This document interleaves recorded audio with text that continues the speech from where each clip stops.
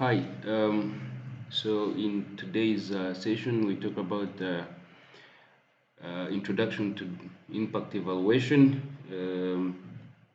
and we aim to explore the concept of impact evaluation and some of the different evaluation designs and approaches um, uh, to impact evaluation.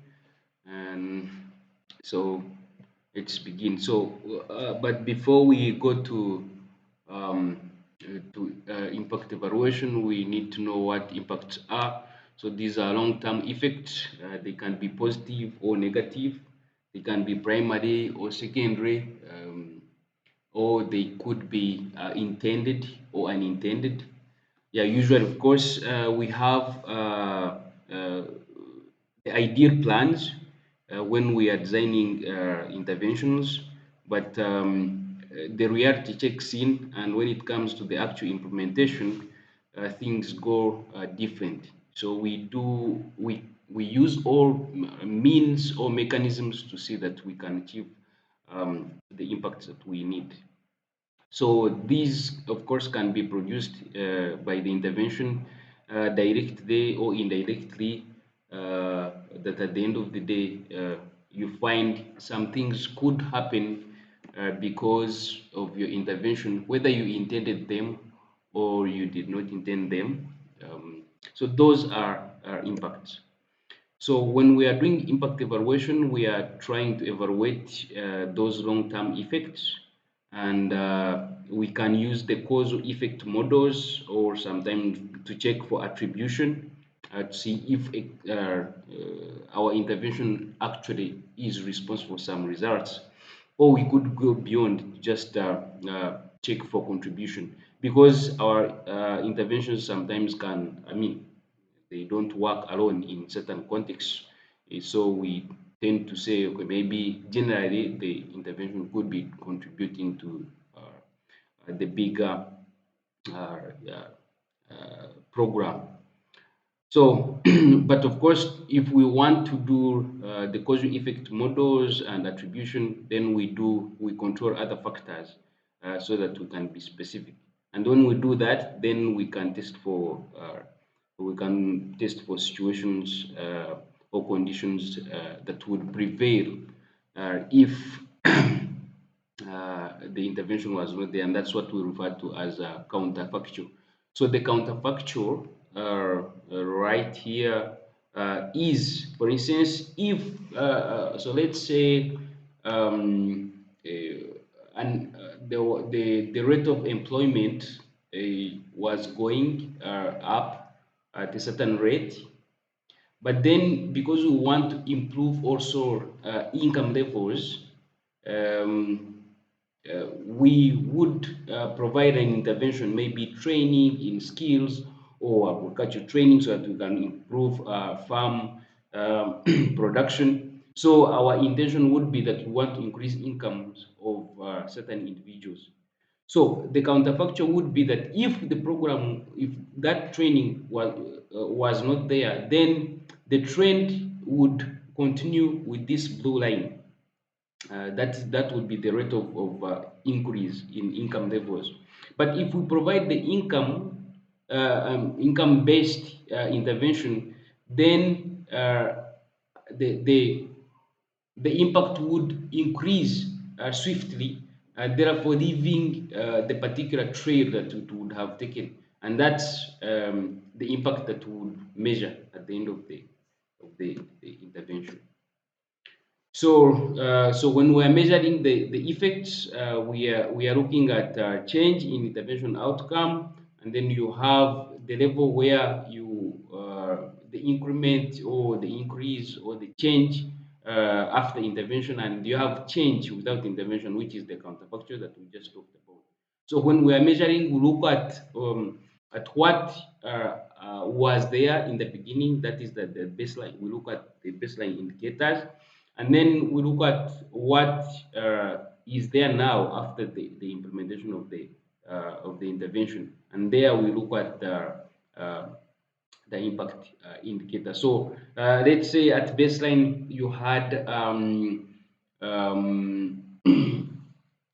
let's say you had 50% of mothers, of pregnant mothers, going for antenatal care in a certain village, and then you intervene and did campaigns and maybe provided vouchers to allow them access antenatal care, or you provided cash transfer specifically for accessing those services. So let's say 50% at the beginning uh, was the number for the percentage for those who were accessing maternal health. And then here you provide, at this time, you provide the intervention. And then after, let's say, after 1 year, you check again. So you would say maybe, let's say, 70% now. So if 70% are now accessing after 1 year, then the 20% would be the change or the impact that the intervention has provided. That would be in this maroon area. That would the 20% increase. Okay. So, but if so, that means that if, for instance, the the intervention was not there, the increase would be at this rate. Okay. So why do we do impact evaluation? Of course, as always, to do account check for accountability, look at cost effectiveness, look at relevancy, look at how resources have been used, and of course, report to the stakeholders that this intervention has been achieved or this has happened. But we also do evaluation, of course, to know what works or not, why and under what circumstances, what could be the factors that have led to the failure or success of the project, what better things could be done in that particular intervention to improve results, or we could learn to use the information for other interventions in other contexts. When to do intervention impact evaluation, some questions to ask ourselves: if there is a clear need to use the findings, then evaluation is needed. So the intended users and timing matter. The focus is important. If there is need to understand the impact of the intervention, if the resources are enough and can help you to do a comprehensive and rigorous evaluation, then that is fine. But of course, even if you have the resources, if there is no need, then if there is no need for the results, then there is no need to waste resources to do the evaluation. Okay, so it's not that if resources are there and you just rush to do evaluation. And of course, if there is relevance in terms of, let's say, there is a plan that needs to be done, or they need to do the same project somewhere else, and the results are needed to be used for planning. Okay.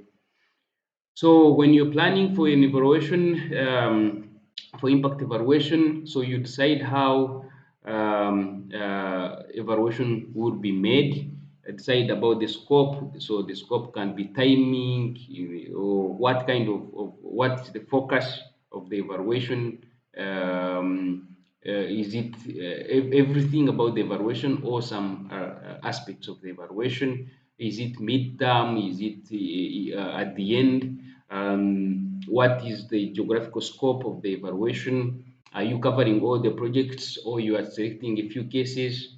Then you develop terms of references that would guide how evaluation would be done. For instance, what would be needed, what is the evaluation team, how should it be, and then you engage the evaluation team. The evaluation, of course, should be, for instance, culturally sensitive and responsive, and the composition should be also inclusive. It is important. Then you decide, is the evaluation team going to be within the organization or outside the organization? And of course, you know the disadvantages of having an evaluation team from within, issues to do with bias and so on. Then manage the development of evaluation methodology. Are you going to use experimental or non-experimental or quasi-experimental? What kind of methods are you going to use, or what approach are you using? Then Of course, you develop an evaluation work plans, and of course, this has to be matched with the budgets. Remember, we talked about the resources earlier, how important they are, because if you even if you have a good plan, if the logistics are not available, then that wouldn't be good. Then you can implement the evaluation, and of course, as you implement, you look at how findings will be produced and reported, okay, and of course disseminated to be used for purposes. So these are some of the outputs, of course, possible outputs according to the plan. So we already talked about these plans, but of course, under each, there are some outputs that you may require as for instance, as the office of the M&E in your organization, or as the evaluation manager, or monitoring and evaluation and learning manager. So at the stage of describing what is needed, then you need the intervention description and background, and then the logical models to guide. And then you have at the development of the evaluation, you have the evaluation brief, which points out the terms of references and questions, scope, purpose, timeline, available resources. And as you engage the evaluation team, you of course you will sign agreements with the evaluation team and contracts on how the evaluation will be done. For instance, people can submit. I mean, evaluation teams can submit tenders and requests for proposals. Of course, if you are dealing with external evaluators, then you, of course, at the stage of managing the evaluation, you expect that the evaluation design showing how evaluation will be done.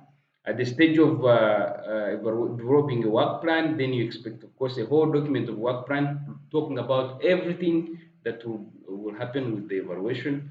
And at the stage of managing and implementing the evaluation work plan, you expect reports, and then at the end of the evaluation, you expect policy briefs and recommendations to guide how things would go thereafter.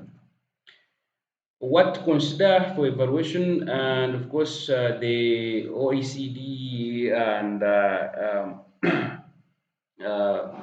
the evaluation department provide the criteria for doing impact evaluation. So the question should relate to, for instance, relevance to test whether the intervention is actually providing results that are relevant, or whether the intervention fits within the bigger program. Let's say, for instance, you have the Sustainable Development Goals, which are the international frameworks for development currently. For instance, look at the Agenda 2030. So you'd look at whether the intervention fits within a particular sustainable development goals, or nationally whether the intervention fits within certain policies and so on and programs. You also check for effectiveness. In this case, you ask yourself whether the results that are expected are being achieved. Test efficiency to see whether resources are actually matching the results that you are producing. If not, then changes have to be made. And then you also check for impact to see whether check before and after and see whether there is positive change that has been made. Um, so look at those particular effects. But of course, again, like we said from the beginning, the impacts or effects could be intended or unintended, or positive or negative. So there is a need to check for all those. If the negatives or unintended, if the negative unintended outweigh the positive ones, then sometimes there is need to stop the intervention.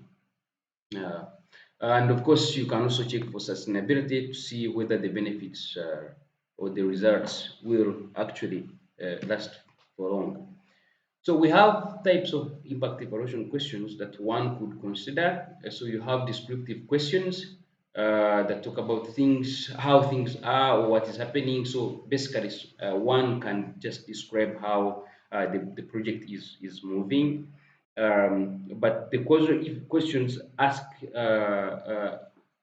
questions of what is the intervention doing and what is exactly being achieved being influenced by that particular intervention. So we look at the causal effect idea, the attribution rather than contribution. So these the descriptive or evaluative could even go beyond and look at the contribution of the project in a bigger program. But the causal questions are specifically looking at what activity was done and then what was produced. Um, okay. So evaluative questions are just look at the overall intervention conclusion and success improvements and best options. So let's dig deep into the different categories of evaluation. So if the descriptive evaluation questions are designed to describe the initial situation before, then what and how change has happened. Look at how the contextual factors that are influencing participation, for instance, um, looking at activities and other related interventions. So you just one is just describing what is happening and how things are happening. So you could use, for instance, interviews, questionnaires, GSI, or photo voice, or other kinds of data collection methods to give you the data that you can use to describe how the project is doing. But when we go to causal evaluation questions, then we are looking at designs that can help us to test for causality. Okay, so you have experimental designs which can provide strong results on causality. You have quasi-experimental, which can also provide information on causality, but of course not as strong as experimental designs. And then you have non-experimental where definitely you just they are more like of course descriptive, but they are giving you the information regarding how things what things cause the other, but without particularly looking at attribution. So the further we move from experimental, um, so as we move from experimental, we are moving from attribution towards contribution, testing for contribution when it comes to non-experimental. Okay. So you have experimental designs which are designed to test extent to which specific intervention activities are providing certain results. Okay, so again, attribution. So in this case, we provide control groups and intervention groups, and then we do an actual experiment, like the way you do the scientists do in the labs. We also do social experiments within communities, for instance, or with people. But of course, there are ethical issues that one might need to consider. So what you do, you want to randomly randomly select the units of study, could be individuals or communities or schools or hospitals or whatever you want to study. And then for one group, you treat it as the or the intervention group that receives the services, and then the other you use it as a control group that doesn't receive services. But particularly, most importantly, you have to consider the similarities that these groups have to be similar.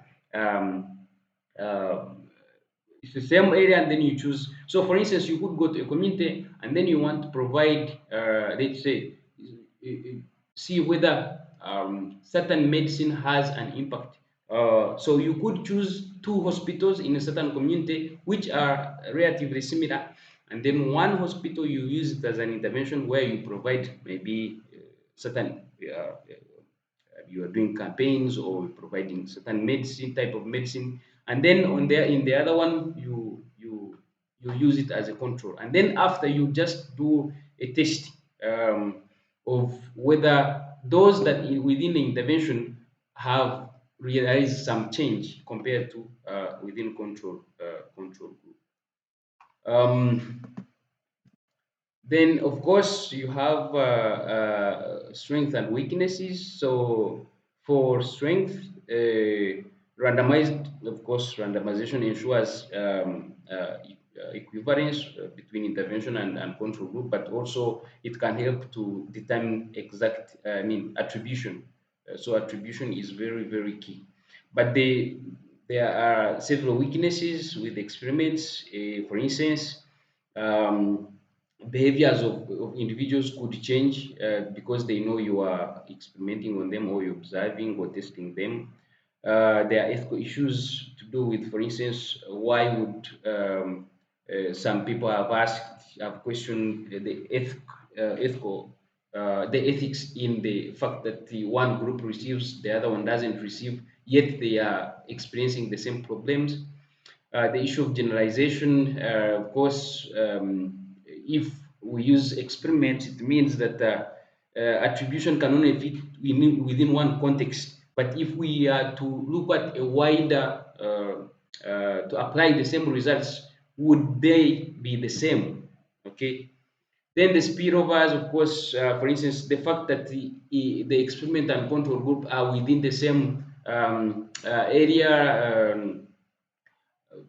The control group also can benefit from, for instance, the results or the effects of the program. And therefore, you'll find that they have also somehow realized some impact from indirectly from the project.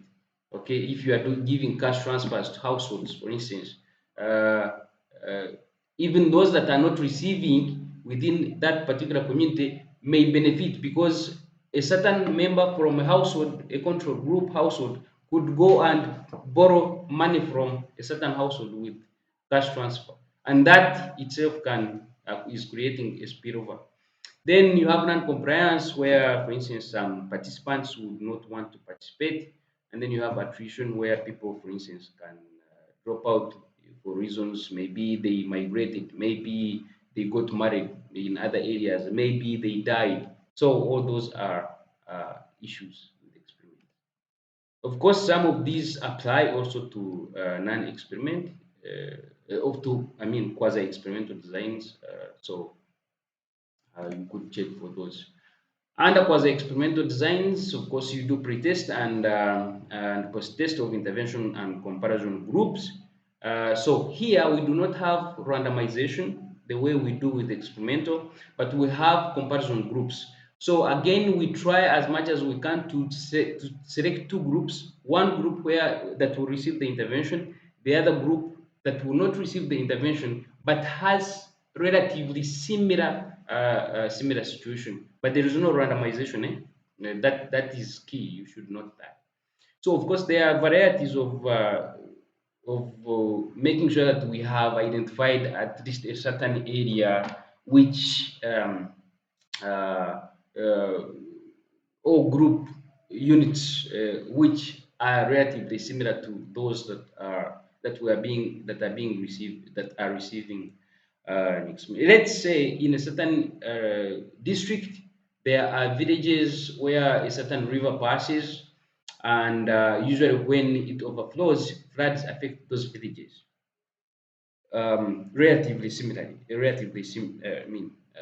similarly. So you could say, okay, one village on the other side will receive the intervention, maybe to address effects of floods, and then the other one wouldn't receive. And then after some time, you want to compare to see whether those that have received um, would have improved. So there are three ways. For instance, there are many ways, but the three main examples on how you can choose comparison groups. You can do regression discontinuity. You could do difference in difference to check for the results with I mean the impact, or you could do matching. Eh? So of course these are going to be explained further in the impact in a whole module on impact evaluation where you go in details. Eh? But you should note that the selection effects may occur if the intervention group differ from comparison groups. Okay, so that is very very important. That at least you try as much as you can to have groups that are relatively similar. Okay, so, so for intervention group and the comparison group, you both do pre-test and post-test. But it doesn't mean so you could do, for instance, midline evaluation for both groups, again endline evaluation for both groups, and even when you want to check sustainability of the effects, you could still the same. Okay, so the idea is the same as when you are doing internal evaluation. Okay. Strength is that it assures, it also gives you attribution and also um, could give accurate assessment of the effects. But the weakness is that it may demand more resources and time, and of course requires two similar groups, which sometimes is difficult to come about. The non-experimental designs do not have any control or comparison groups. There is no randomization, but you do pre-test and post-test, just the way you do with the other ones. Eh? Um, yeah, so but mostly these the non-experimental designs can only give you contribution, can only help you to check for contribution, but they would not go deep to ask to check for attribution. Of course, the attribution could be there, but not as strong as if you are using quasi-experimental or experimental design. Yeah, so you have your intervention. Yeah, remember here we don't have control and comparison. So you have your intervention group, you do a pre-test, then provide an intervention, then you do a post-test to check whether there are some changes that have been achieved. Okay, you could also do two pre-tests, and then at the end you also do the same. But if you want, the second pre-test would also act as, for instance, an evaluation in its own, as a midline evaluation in its own, and post-test two could act as an impact evaluation part two. So it's up to you to design and choose how you want to conduct it. Strength with non-experimental is that they are simple, of course, in terms of designing and implementing, and they control intentions of participants' prior perceptions and knowledge. So there are issues of, for instance, Hawthorne effects wouldn't be realized in here because, I mean, could be there, but not as strong as if uh, when you are doing experiment. Of course, the weakness is that it can check for contribution, of course, not testing attribution, cannot isolate other factors. So there would be other factors influencing how things are going. That because you have not controlled for them, then you only focus on important factors and like you, of course, of having lower post-test than pre-test. If self-reporting is used rather than objective measures. Okay. Okay. So and so thirdly, we have the evaluative evaluation questions, which can generally use the rubrics or tools that can use a set of criteria just to score or rate how things have gone. So, for instance, these you could use these, for instance, organizations sometimes use these checks when they are doing internal appraisals and so on.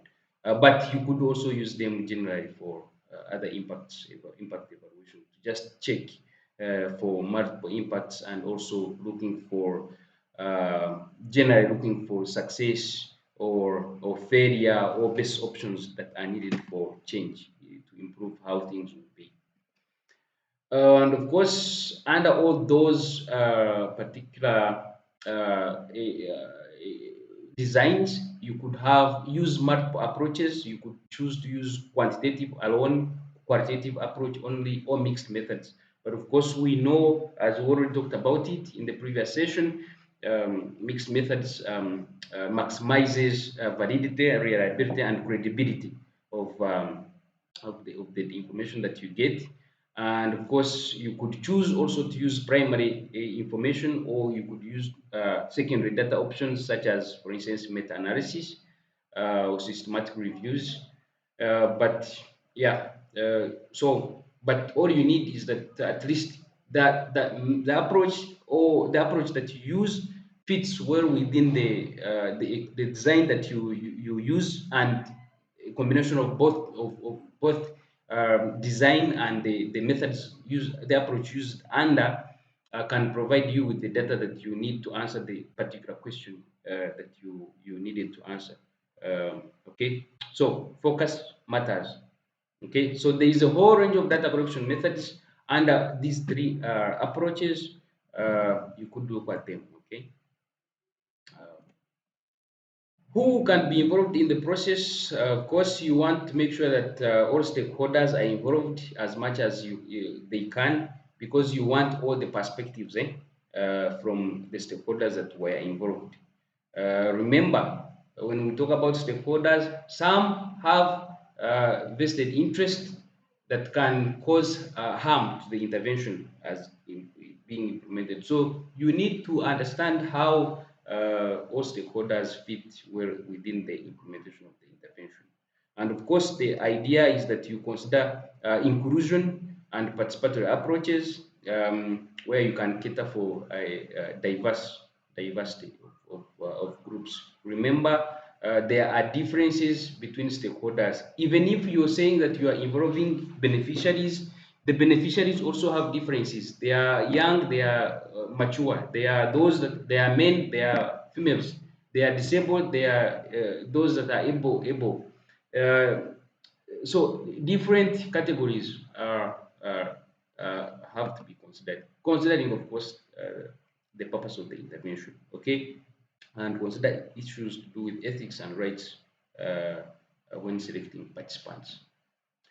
These are some of the key terms that you could look at when you look at impact evaluation, and of course, you can dig deeper for within each to learn more. So for your review, you could ask yourself, okay, what is counterfactual, difference between experimental and experimental designs, common threats to impact evaluation, differences between baseline and impact indicators, and of course, you could use an example to check for your learning. Some resources here for you for further learning. Thank you.